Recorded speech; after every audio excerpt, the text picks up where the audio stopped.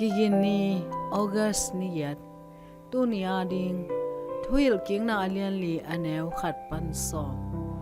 to te na tu na ta te u hil so nun thuil king na alian li aneu kwa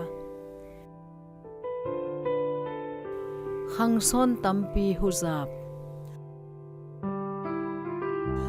basketball kisin sungin Enrique pain amah le lawmpa kiangah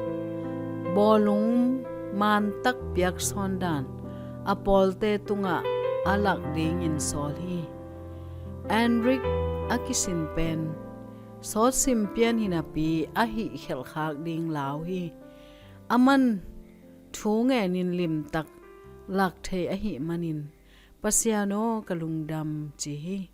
to khitlam ciangin pain na hanciam pen angtang ahih zong Pasian na phat pen angtang genlai-in chi hi Enrique zong anui komin apa kiangah nang hi da na hi kai ve chi hi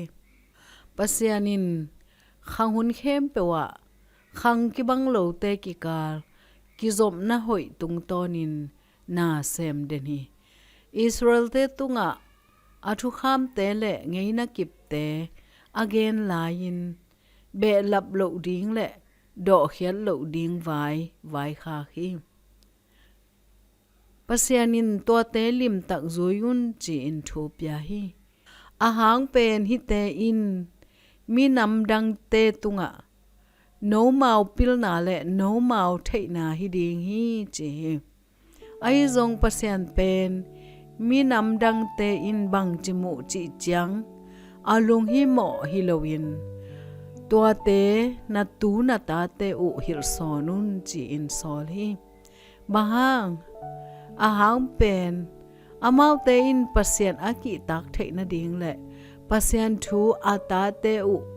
ahir son thei na ding u ade na ahih hi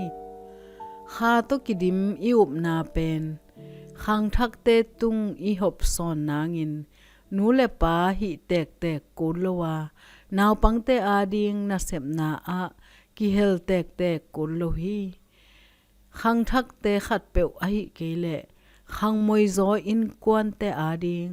thunget sang na kha thua khang let na nga ki tang sam te sing na thapyak kam pau na le ise pe a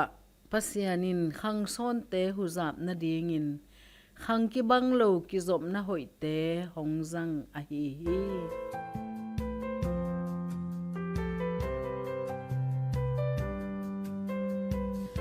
Pasianin khalam nun tak na hong pan ta ding khaham te koi chi zathiam khang no khat ahih kele khang moi in kwan te khalam nun tak na ding bang te piak na to ma pang na hi yam Pasian khang nam kim panin mi te le nanga ding aman pha asem zo ahom khe zo dingin hong siam ta in amen